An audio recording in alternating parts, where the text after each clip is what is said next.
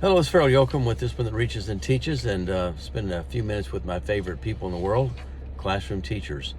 I love classroom teachers. They are in the noblest profession on the face of this earth, and they're in the trenches every day fighting that fight of trying to help our young people to become responsible, virtuous, moral citizens in this country, and we need that.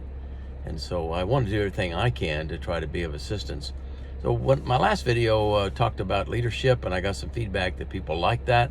I gave 5 leadership attributes, and the feedback I got was, well, maybe spend a little bit more time on each one of them. I do like for these to be short.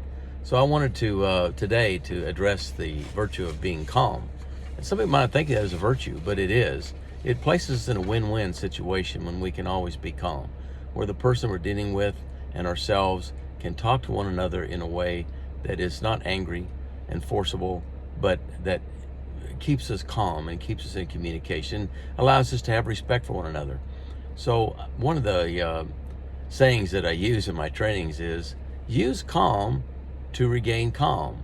The idea there is that sometimes things aren't calm, and if you will be calm, you can regain calm in the situation. If you have a student that is upset and you get upset, then it's lose-lose. So if you have a student, a parent, a fellow teacher, anyone who is becoming upset and angry, if you stay calm, then there's a very good chance that they will return to calm themselves. It's hard to be angry and upset in front of people who aren't returning that anger or getting more and more. It escalates most of the time, doesn't it? You know what I'm talking about.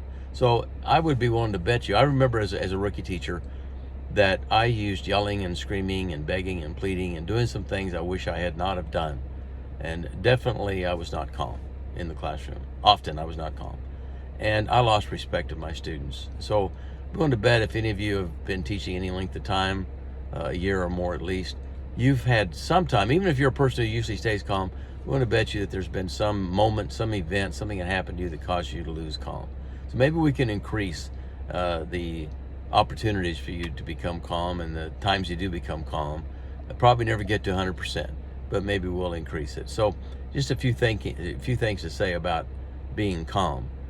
Looking at the book of Proverbs, which is a great teacher in some of the aspects of leadership. Proverbs 17:27 says, "He who has knowledge spares his words, and a man of understanding is of a calm spirit."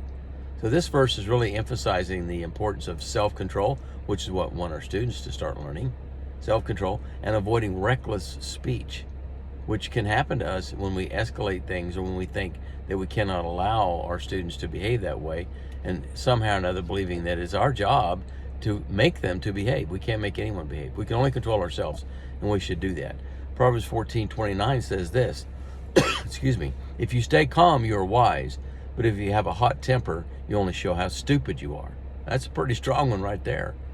Psalm 37:8 also says this, "Calm your anger and abandon wrath. Don't be angry, it only leads to evil." So if you'll work at that, at always remaining calm, and if you sense that you're not, then use a technique that many people talk about all the time. Count to 10. Take a deep breath. Think for a moment. You don't have to immediately respond, because if you think that you might be responding angrily, you probably will if you open your mouth.